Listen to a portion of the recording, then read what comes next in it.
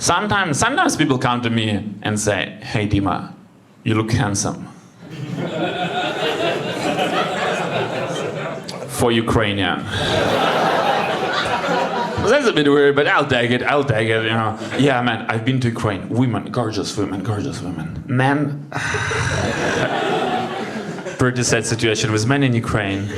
But you, Dima, you're tall blonde. Do you have some Nordic roots? You could be Swedish. You almost made it. If not only your head, man, you have a Slavic head. And also your accent just destroys the Swedish illusion immediately. But if you shut up and from 30 meters, you look great. One girl came to me after the show and said, "Hey Dima, you look like a bastard child of Boris Johnson." Yeah, if Boris Johnson, Donald Trump had a child, you know,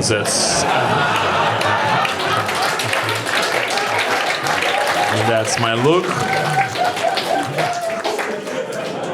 How I call it, royal genetics, guys. This is the body which controls the world. Well, no, but it's very confusing right now to be a Ukrainian comedian because I live in Berlin for a long time and I used to do jokes, comedy in English, and before I was just a guy with an accent. But then the war started, so I became Ukrainian. So now whenever I come with my comedy shows to Western Europe, people come, "Oh, Ukrainian guy. Yeah, let's hope he's not going to talk shit about Russians for 1 hour." Because, you know, you cannot identify the whole nation with the decision of the leader. Dostoevsky. You know the arguments, guys. You know the arguments. But whenever I come with the same comedy show to Eastern Europe, people come with exactly opposite expectations. Oh, Ukrainian guy. Let's hope he's going to talk shit about Russians for 1 hour. It's going to be a great show, man. Yeah, it's going to be great. No, but it's true. It's very hard to do comedy last few years because you still want to address the war and everything what's happening, but you don't know which topics to joke about and which not because things and the events happening so crazy and so quickly, so you don't know what will stay in people's consciousness, what will be relevant in 1 month. There was a story at some point that the shark has eaten a Russian tourist in Egypt. Have you heard of it? Ukrainians clapping. Look, it was a relatively big story. In Ukraine, huge. Huge, guys. The memes were hilarious. So, like, pictures of the shark in Ukrainian military uniform, like, Agent Fish, report back, mission complete. It was like, Zelensky in a shark suit, Oprah was fake interviewing the shark. Oh, how did it feel? Was it your first Russian? Like, everyone was having a great time on the internet until a lot of people in the West, and even some of our politicians start shaming us. Come on, guys. You cannot laugh about this. It's not funny. He was a good Russian. He didn't deserve to die. You should be better as a nation. And look guys, I get the argument. If a man is eaten by a shark, it's a tragedy. But if a man was eaten by a shark, and it was recorded on camera, and uploaded to the internet, it's a good content. It's a viral content. I'm sorry. You know how hard is it to get viral nowadays? It's very hard. And that video was very engaging. I couldn't stop watching. It was like a perfect video because it wasn't too far, so you don't hear him scream and you don't see the blood. But it was close enough, so you can see the action and the shark and everything and the rest. And at some point the shark is eating him and his legs going like this in the shape of letter V above the border. And I'm sorry, bro. If the shark is eating you and your legs going like this in the shape of letter V, it is a little bit funny, regardless of your nationality. You know, the fact that he was Russian was just a nice bonus to us. But otherwise, it's like a dopamine boost. You know, that's it. Like scroll whiter. You know.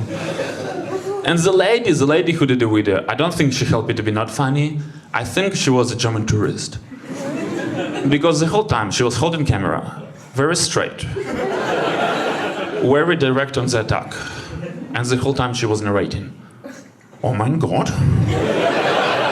Oh mein Gott. What's happening? Es ist unglaublich. Oh mein Gott. And then she zooms in on the shark. It's the most inappropriate. I was like, what the fuck? Guys, the video was so good that in the end, I was expecting her to turn camera on herself and say something. Okay, it was Helga. Follow me for more shark attacks. Like and subscribe, guys. We're here in Hurghada doing shark attack content. But yeah, otherwise not funny at all. Big tragedy. No, but I'm happy to do my comedy. I took the show like during the last 2 years over to almost 50 or 70 cities. Luckily, I had enough time because 2 years ago I quit my day job in order to do comedy. Yeah, wasn't really my decision.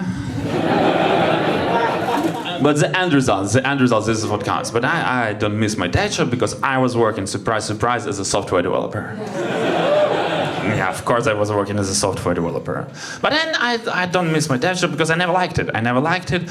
And sometimes when I explain the story to people, they ask me, Dima, but why did you pursue it as a career if you never liked it?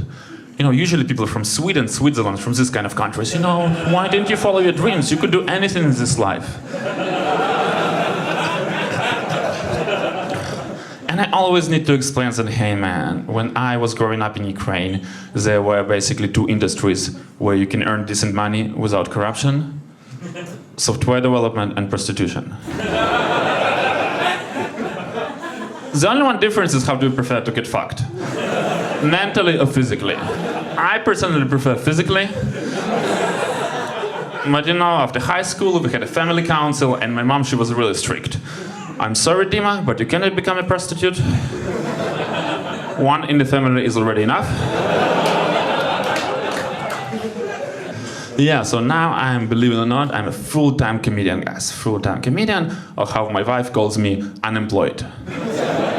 We don't agree on everything in our house, but you know, I don't know if you ever try to tell your wife that now instead of high-paid career in tech, you're gonna do this for a living? It doesn't go well. Doesn't go well at all. The only thing which is worse than being married to a comedian is being married to an unsuccessful comedian. At some point, my wife, she came to me last year, Dima, I understand you want to be a comedian. It's cute. But when are you gonna start applying for jobs? And I was like, baby, you don't get it, do you? This is my job now. I sit at home and I think funny, you know? That's what I do. Well, you keep going to a corporate job so we can pay the bills. I just need 5-10 years in this industry and I will make it. Trust me, believe in your man, support your husband. Didn't go well, guys. Didn't go well. Big scandal. Big scandal. And some point she was like, Dima, I understand you're not gonna listen to me. How about we'll call your mom? We'll call your best friends, people who care about you, so you can hear their opinions about your life choices. Basically, while I'm here recording the show, my wife is at home organizing for me an intervention. As I have a drug problem or something, which I do, but that seemed not to bother her. This is... Comedy is much bigger issue, guys. This is actual deal breaker. But I don't think she will succeed with the intervention, because at this point, my mom, she's my biggest fan. It wasn't like this in the beginning. In the beginning, I remember I told my mom that I'm doing stand-up. She was like, what, huh? Yeah, stand-up. Yeah, son, you should stand up more often. It's really good for your back, you know. You always sit hunchback at the computer. I was like, oh, we'll talk later. But then 2 years ago, I went to Romania. And I did stand-up on Romanian national television. Yeah, guys, it exists. It exists. Trust me, it's not where you want to be as a speaking comedian. Don't clap. They have this like X Factor style competition for Romanian comedians, but apparently there are not enough of them or something. So they invite some English-speaking acts, and they fly you with the cheapest Ryanair flight to Bucharest.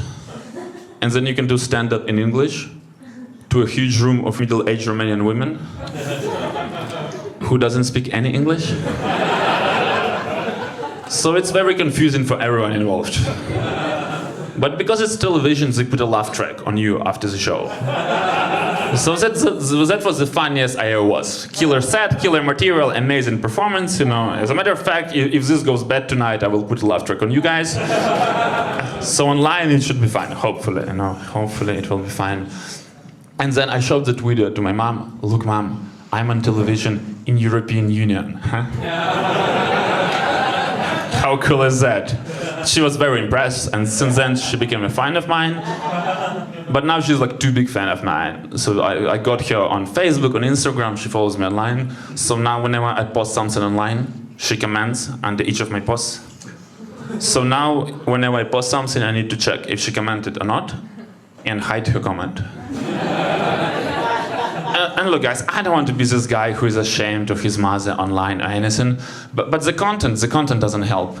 Last time, like 3 months ago, I changed my profile picture, and she commented, Ukrainian Warrior. Look, guys, this is cringe enough in normal times. But now when there is war going on and other guys are fighting, I was like, Mom, nah. You had your chance, hide, block, report. Let's get you out of social media. I don't think you know how it goes.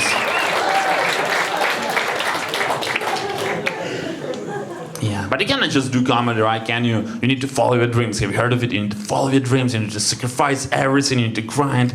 And I guess I don't think following your dreams is a good idea.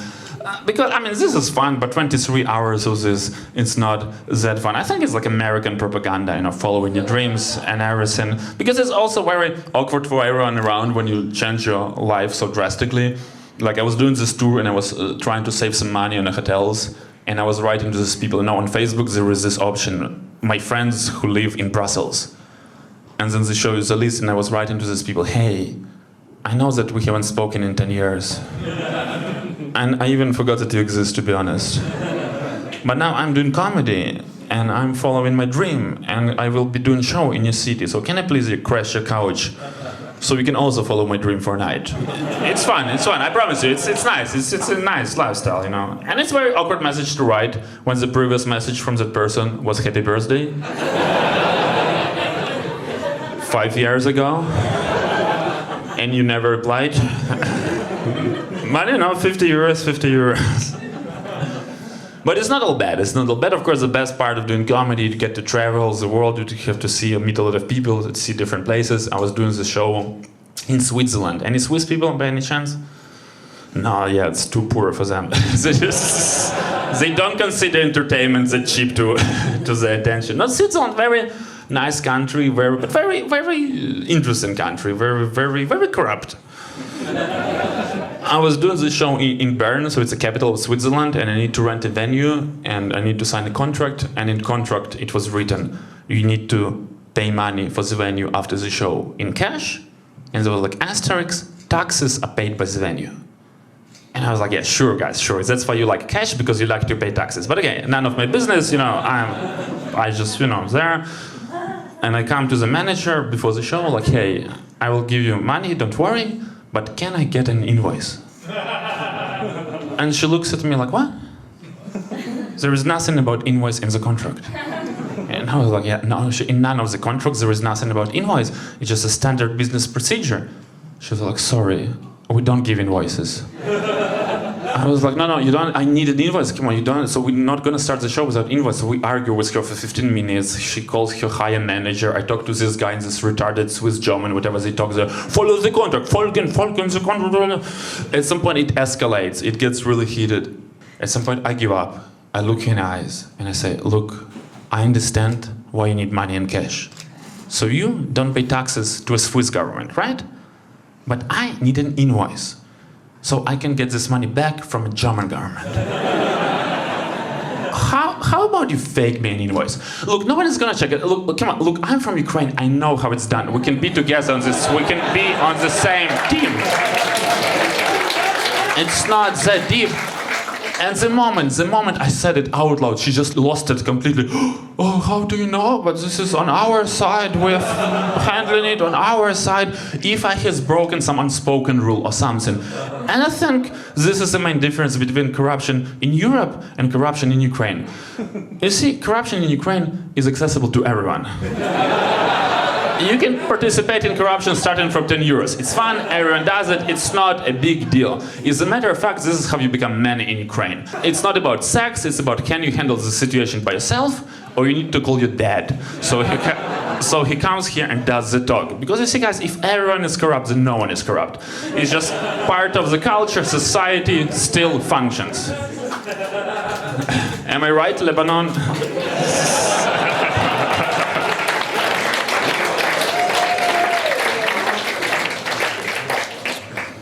But apparently in Europe it's a little bit different. Europe, if you're poor, you get on yourself like Finanzamt and tax authorities and Schufa and all this Berghain and all that stuff. But if you're rich, you can just go to some made-up place like Luxembourg and don't pay taxes legally. In the end, she wrote me invoice with a pen and paper. Like a fucking Picasso. I was like, this is too much even for me. Look, I can teach you how to do PDFs. It shouldn't be this. Amateurs. I also went to New York. I was doing comedy in New York City, in America, you know. But I had a lot of weird conversation in New York City. I was talking to this guy. He was like, man, I don't know. I don't like this war with Russia because Russians, they're crazy. They're fucked up. They wrestle with the bears. I was like, fuck my life. I don't know, man. I don't know. I think it's good that we don't have any bears in our army. Otherwise, it would be an easy takeover. No, but for real, this is the argument people use, guys. You cannot win Russia because Russians, they're crazy, they're fucked up. And look, there is some truth to it. But I think what people don't realize about this war is that we Ukrainians, we're more crazy. We're more fucked up. But in a fun way. Because this is a conversation which happens now. From one side there is Putin. Comrades, you need to stop humiliating Russia. Russia is a great power. Okay, there is Putin, he's pretty small. Comrades, you need to stop humiliating Russia. If you're not gonna stop, I'm gonna nuke you, yeah. I'm gonna nuke the shit out of you. Fucking Russians, they're fucking crazy. Nuclear war. And from other side, there is Ukraine. Like, what? What did you say? You gonna nuke us? Do it. Do it, bitch. What, do you think we're scared of your nukes? Bitch, we had Chernobyl, we nuked ourselves. We're fucking mental here. Get the fuck out.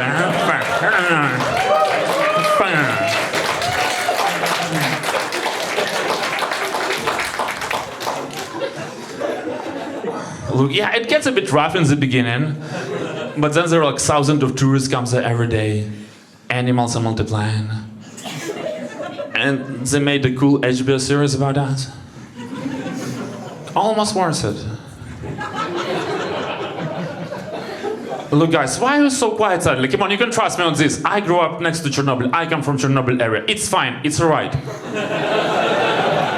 Look at me. I am a completely healthy woman. There is nothing to worry about.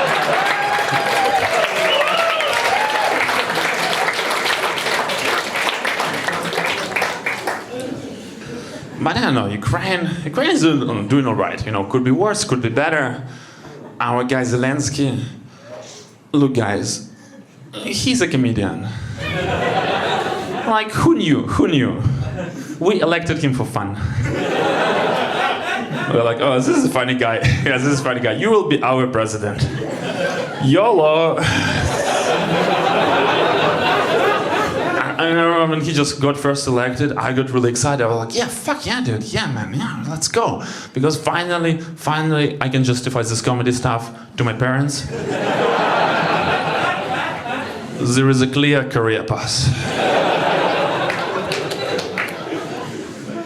But I don't know, politically the world is a little bit fucked up right now, of course. Trump is getting back to office.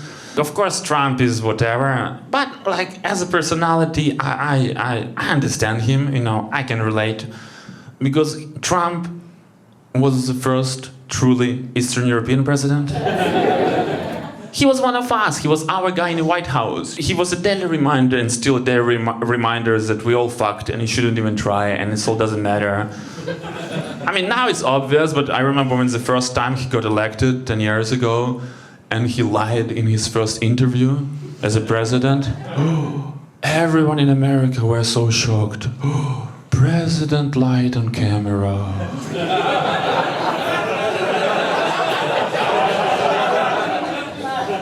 The leader of the free world lied on camera. We're not going to recover from this, you know. Americans were so shocked. In Germany, where people so everyone was so shocked, except people in Eastern Europe. People in Ukraine were, oh, welcome to the club, bitches. That's how it feels every day. But this is my political theory about the world. You see, life in Eastern Europe is like slowly gets better, like very slowly. And life in Western countries rapidly declines. So I think at some point we're gonna merge. So I think the whole world will eventually become Eastern Europe. One huge Czechoslovakia.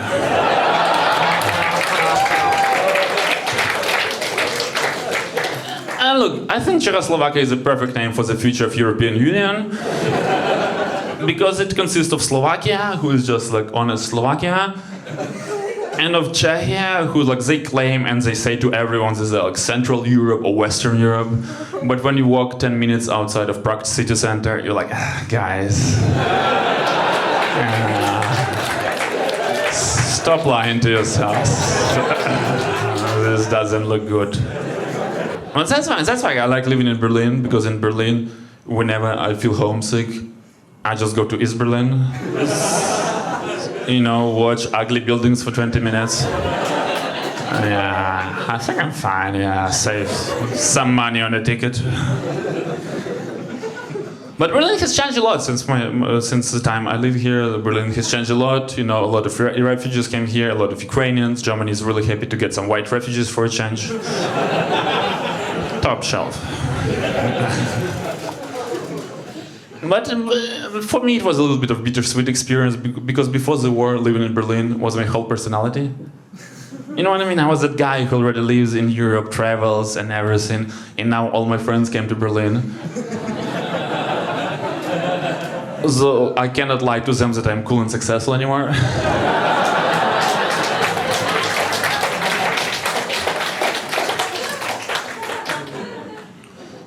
But from other side, it was a nice experience. I could reconnect with my own people.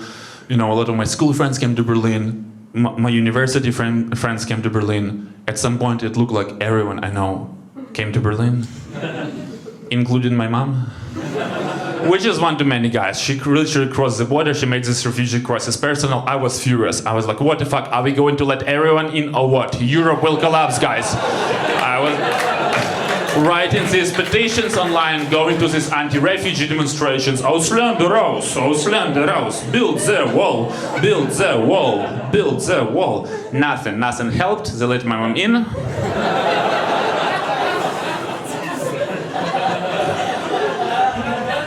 And she arrived and she was like, Dima, you know what I think? I think we should use this opportunity so I can legalize here and I can live with my son. I can take care of my son. You probably haven't eaten in 10 years. I can cook you some food. I was like, Mom, don't do this to me. It was going so great between us together. You know, phone calls once a week, Christmas together. We were like a proper white family. We were Europeans. This is how it's done here. Like, look, Mom, what are you going to do here? Look, you don't know anyone. Look, Mom, stop it now. Look, come on, Mom, it's not that dangerous. You can be there in a bomb shelter with your friends, living through this. Life just happens to you. I didn't start this shit.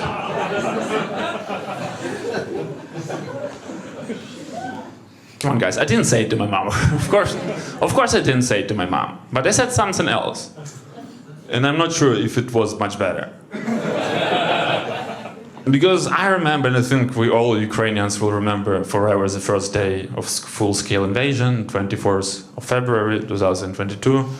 I was in Munich, and the war broke down, the full-scale invasion, and we all were... It was very surreal, no one knew what to do, and my hometown is like north from Kiev. So on the first day I was calling to check on my parents, and you could hear the bombs and the shelling from a phone call through my mom, and I remember that feeling, how useless and helpless I felt in that moment, that there is nothing I could do to save my family and to protect. And my mom, she wasn't helping. She was losing it, if I'm being honest. She was like, Dima, I'm too old for this shit. Why is it happening to me? Dima, I don't know, why do I need to live through this? I'm too old for this shit. And I didn't know what to say in that moment, but I still wanted to support her somehow. So I said, look, Mom, our grandma, she lived through the war. And now you're living through the war. So in a way, you could reconnect with your own mother,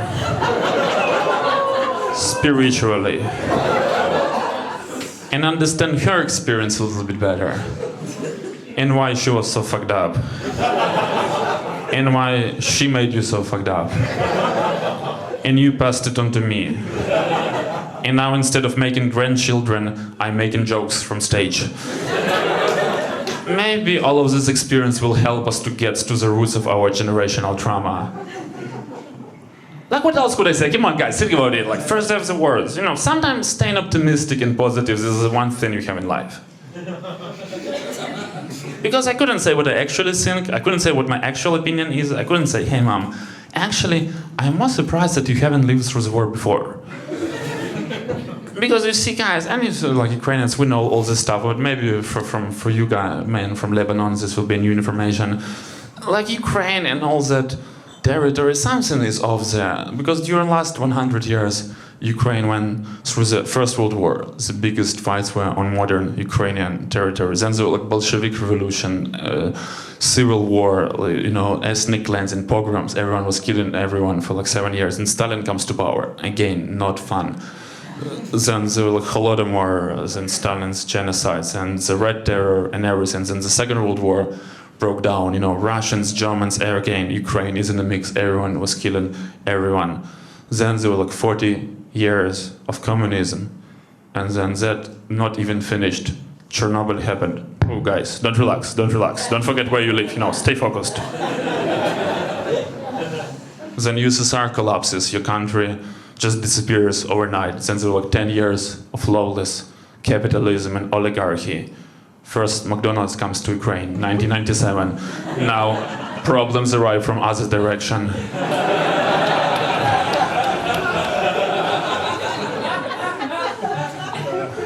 Then there was like first Maidan Revolution, second Maidan Revolution, Crimea, Donbass, and now the biggest war since the Second World War. And all of those events happened one way or another because of Russia. I mean, except McDonald's, it's like a first world problem. We will deal with you guys later. And then people here in the West, they don't know all these like historical intricacies and historical context, and they act surprisingly, Ukrainians, so brave, really resourceful, you know, Ukrainians, but also, I don't know, a little bit stubborn, I don't know, don't want, a little bit hateful, not all the Russians, but also Ukraine, I don't know, not the perfect country, not the perfect society, you know, gay rights are not up to our standards, corruption is happening, you know, racism, all this stuff, not the, I don't know, I'm not sure if you should help them, you know, not the perfect society. And look, guys, maybe if you had one generation of people who didn't grow up through the historical, life-changing, traumatizing events, maybe we could build a society which is a little bit more just, a little bit more inclusive, a little bit fairer, just a better society. Or maybe we would still end up racist and homophobic. Like Poland. You never know, you never know.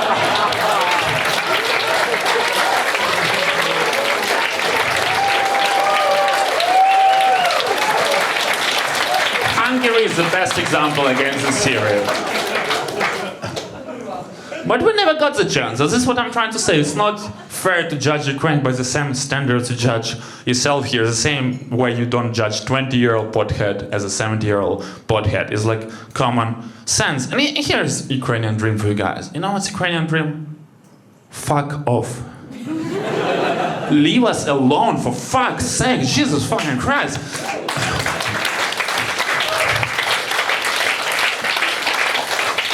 getting rid of Russia feels like getting rid of your narcissistic, abusive, psychopathic ex-husband who became a complete loser, and now when you decided to flirt with a new guy who has money and speaks English, he went batshit crazy and started beating the shit out of you, and all the neighbors like, Jesus fucking Christ, that's fucking brutal. I wonder what did she say? Like, fucking, she should be really annoying. Like.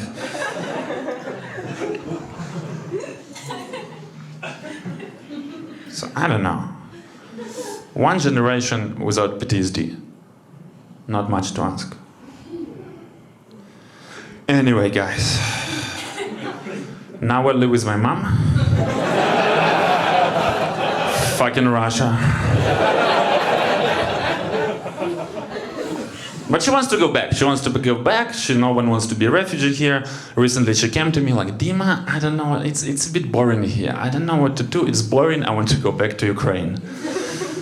And I was like, Mom, look, I was trying to warn you. Of course it's boring. It's Germany. But in Berlin, we do drugs and pretend that the place is fun. Wanna try to do ketamine together? We'll have something in common.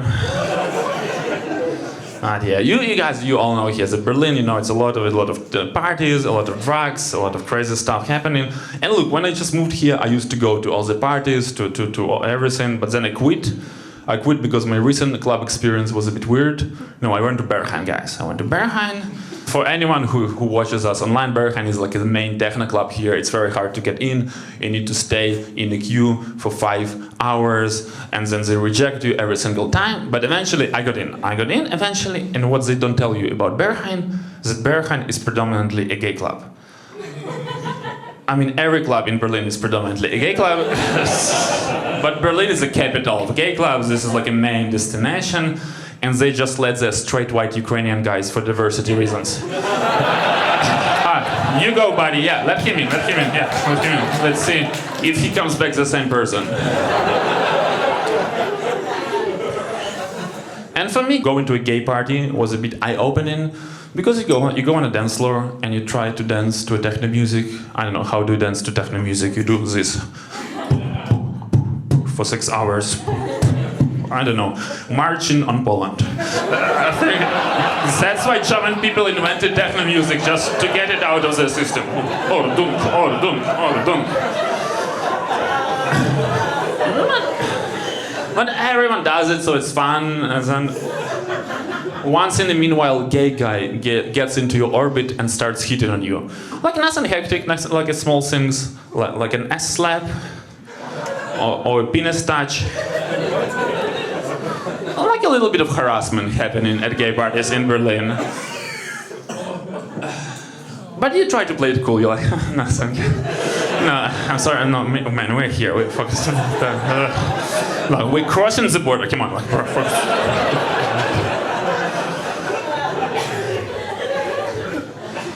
Basically, Berlin gay guys, they will test your sexuality. And even if you have 5% gay in you, they will sniff it like a truffle pigs. And they will fuck you in the ass.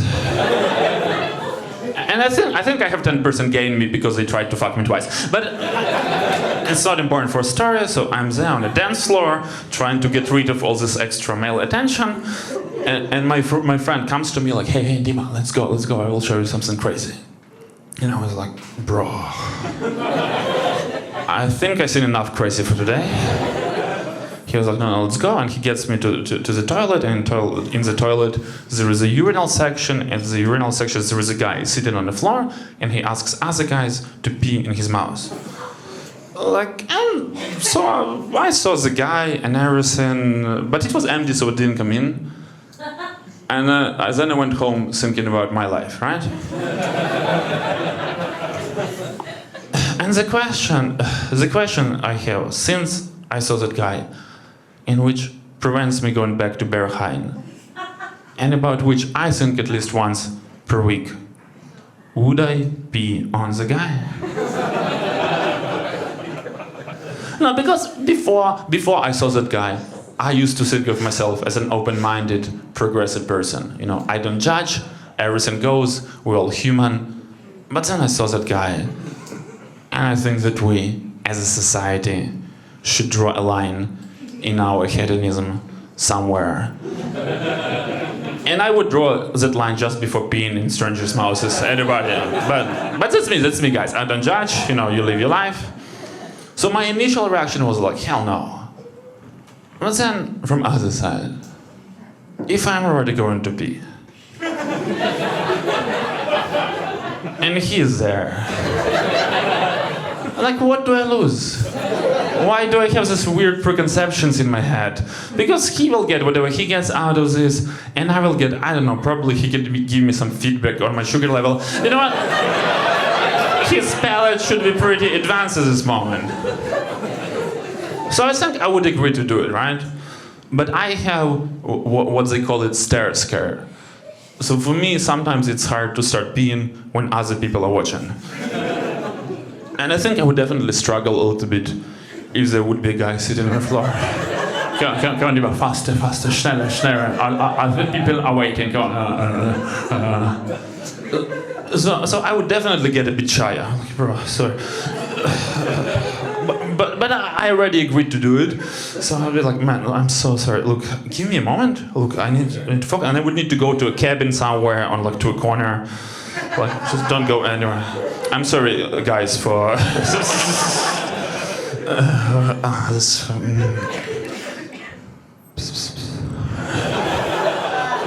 Come on, don't embarrass yourself. When it's a strong extreme. Come on. You cannot have the weakest string.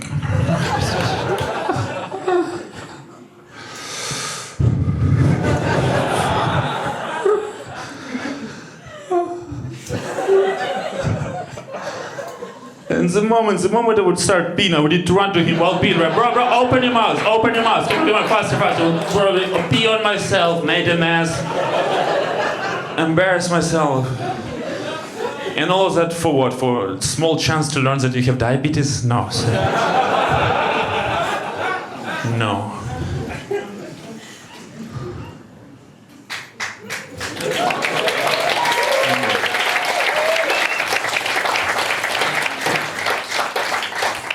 No, they say that the hardest part of living in Berlin is hard to focus. Have you heard of it? It's hard to focus, on your life because of all these parties. I disagree. For me, the hardest part of living in Berlin is actually greeting people and saying bye. Because in such a multicultural city, everyone thinks that we should do it in their own culture. A lot of people, like in Germany, in Berlin, they like to hug. You meet a friend, you hug. And guys, don't get me wrong. I like hugging. You know what I don't like? I don't like these people who hug you, but they don't mean it. So they try not to touch you. So you end up in this situation.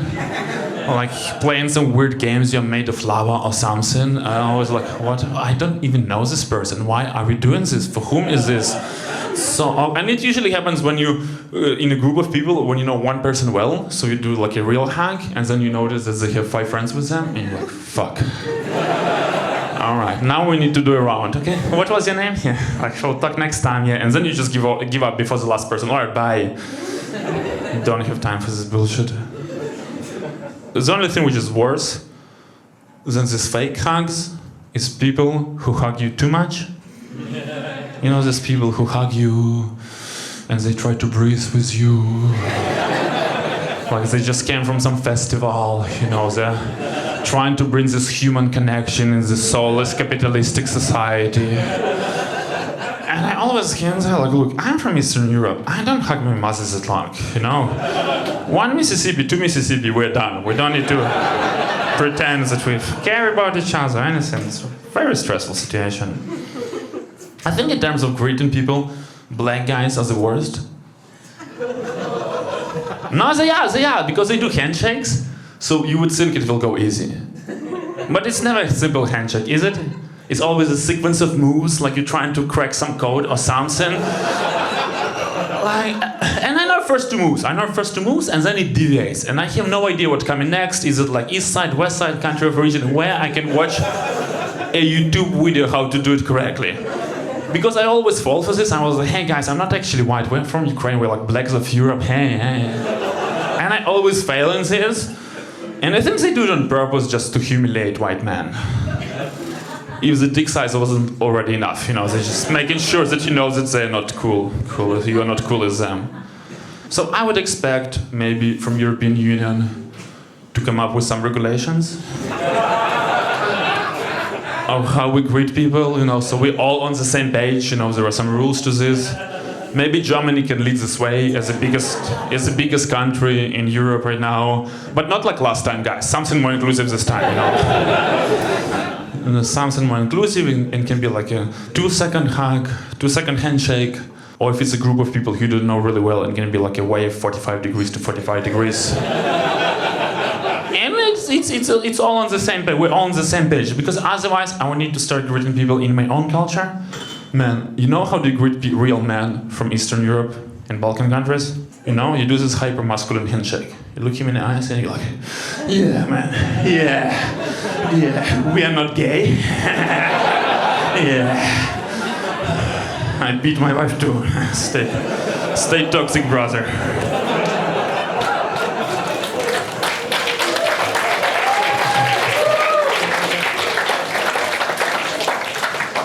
We don't want to bring this to the table, so let's have some rules, guys. I was hoping that coronavirus will put the end to unnecessary touching people, but it's actually became worse, because now fist bumps stayed in fashion. Now at least 5 times a day I end up in this situation. Like, what the fuck, just don't touch me, it's just fucking wrong. But I don't know. With everything what's happening in the world right now, I really miss coronavirus. Don't you guys? Don't you? That was easy. Remember that? Sit at home, save the world. It's the easiest saving of the world I did in my life. Pound for pound. No, I think why I'm really nostalgic about coronavirus, because I got married during pandemic. So I have these nice memories and everything, and now nostalgia. Met my wife on Tinder. Yeah, guys, it works. It works. Keep on swiping. Amazing technology, amazing application, Best 50 euros spent on an app. Yeah, of course I need to pay for Tinder. Because as my father told me when I was 11 years old, and remember, son, pussy cost money. Pussy cost money. Do you want another shot? He didn't have the best parenting style, okay? But I didn't want to pay for Tinder. They made me, because my Tinder experience was pretty weird. I moved to Berlin, 1 week of swiping, no matches. So I got a little bit puzzled what's happening. So I wrote an email to the support. Hey guys, the app doesn't work. The app is broken. What should I do? So no, bro, app is fine, but if you want to increase your chances on our platform, you might use one of our premium features. And you know what happens when you pay for Tinder? So when you pay for Tinder, they show you the people who like you, so you can swipe back in any moment of time and start the conversation. So you don't need to swipe all the time, it saves you a lot of time, right? Pretty sweet deal. Yeah, that's what I thought. But back then, I didn't realize that the only thing which is more depressing on Tinder than having no matches after 1 week of constant swiping is to actually see people who like you. Oh.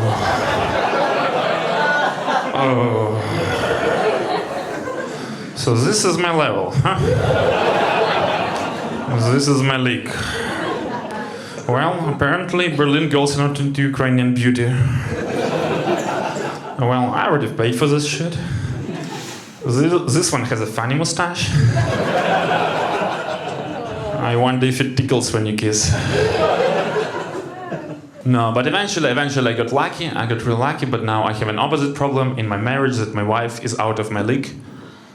And she's also black, so she has this nice personality and all right, guys. It's a weird moment to laugh, but right.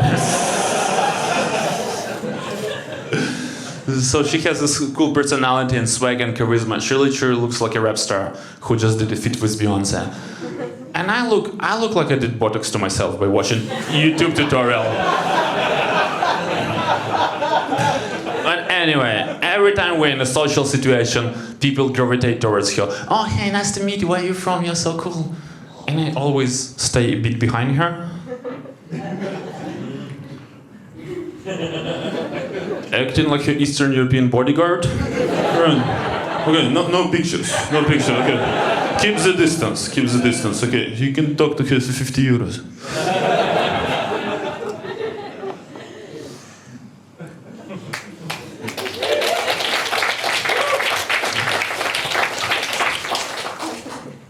Alright guys, next joke. Next joke is going to be the main joke of the show. That's the strongest joke. That's why it's in the end. And it will start slowly with a personal story, and then it will have a really silly and provocative premise. And then it will take a couple of turns, which you won't see coming. And then it will get a little bit dark. And then it will get like really dark. But in the end, we'll finish on a positive, inspiring note. So my wife is from South Africa. We met in Berlin 5-6 years ago. We met in a bar. So she was here on her summer vacation. Like we met in a bar, had some sort of summer fling. Everything was cool. But then she went back home to South Africa, and I wasn't sure if I should commit myself to such a long-distance relationship. But we stayed in touch, and during one of our phone calls, she invited me to come visit her to South Africa. And I hesitated. I was like, baby, I don't know. Tickets are expensive to go there. I need a visa to go there. And what are we going to do there anyway? For which she was, oh, we could play Colonizer. What? What the fuck is Colonizer? You know, I'm a black girl living in Africa, and you're a white man coming from Europe. So you could enslave me, and just take it from there. I was like, oh, Colonizer.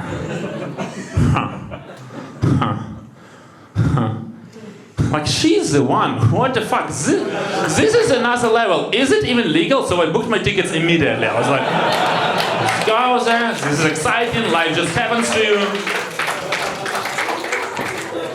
But the closer it was to the trip, the more hesitant I became. Like, I don't think this is such a good idea. First of all, it does sound inappropriate. And second, look guys, I already told you 5 times, I'm from Ukraine. We didn't colonize anyone. I don't know how to do it properly.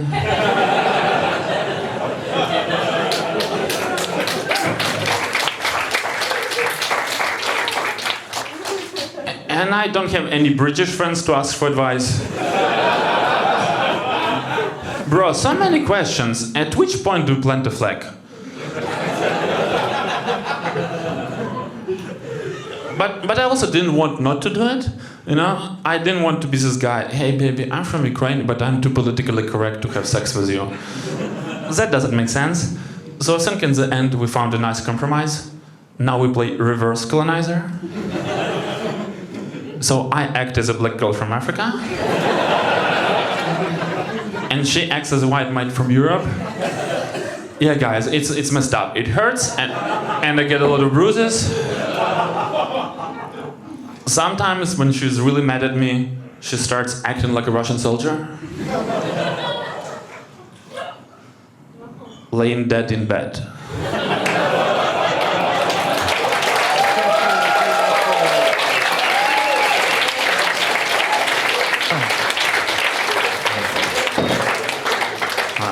Well done.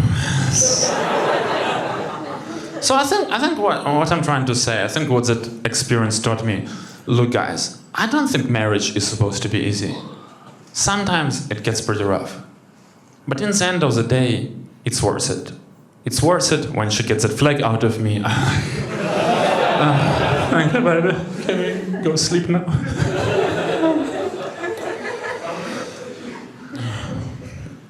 But no, Ukraine, South Africa, guys, not easy at all. Big cultural clash. In the beginning, she thought that I'm German. So it took me some time to explain to her, hey, Ukraine is a country we are a future of Europe. They're gonna take us to the European Union just instead of UK. You know, Ukraine, UK, it's the same abbreviation. They don't even need to change any documentation or anything. So she still has chances of getting her European passport with me, right? And it worked, you know, everything was fine. She bought it. Until I took her to my hometown in Ukraine to meet my parents. You know, I took her to Chernobyl. And at some point she became like really angry. And Dima, what the fuck is this place? I thought you're from Europe. Oh yeah, baby. Eastern Europe.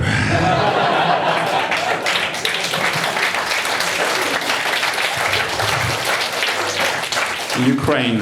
White, but different. And look guys, I will leave you with this. You know, this comedy stuff, you need to be a little bit naive and delusional in order to do comedy in English while living in Germany and being from Ukraine. That doesn't make sense most of the days. But look, we live in the world where nothing makes any sense anymore. And in the world where Trump can be a leader of the free world twice. And in the world where Ukraine can successfully fight Russia, North Korea, and Iran.